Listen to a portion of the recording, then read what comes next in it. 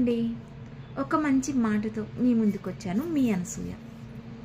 ప్రతిరోజు ఈ బిజీ షెడ్యూల్లో అసలు ఎవరి పనుల్లో వాళ్ళు నిమగ్నమై ఉంటారు. ఒక్కొక్కసారి ఏదో ఒక ఆలోచనలతో మైండ్ అంతా పిచ్చి పిచ్చిగా అయిపోయి అసలు ప్రశాంతత లేనట్టయిపోతారు. అసలు ప్రశాంతత ఉండాలంటే ఏం చేయాలి? ఏది కూడా అతిగా ఆలోచించకూడదు. ఏదైనా అతిగా ఆలోచించడం వల్ల మనం మనశ్శాంతిని కోల్పోతాం. మనం ఏది చేయగలం, ఎంతవరకు చేయగలం, ఎలా ఉండగలం, ఈ మూడు ఆలోచిస్తే మనసు ప్రశాంతంగా ఉంచుకోగలం. ఒకరితో పోటీ పడుతూ వాళ్ళు అలా ఉన్నారని నేను ఇలా లేని అన్న ఆలోచనతో బతికే వాళ్ళు ఎక్కువగా ప్రశాంతత కోల్పోతారు.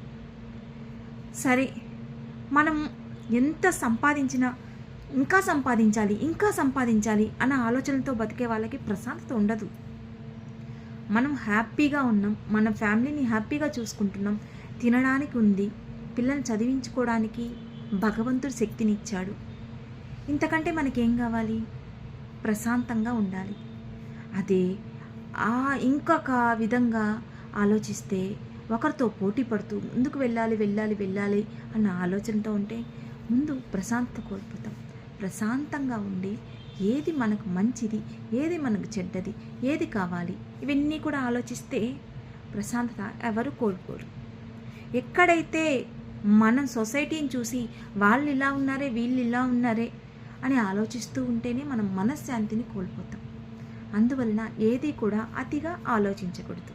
ఏమంటారు?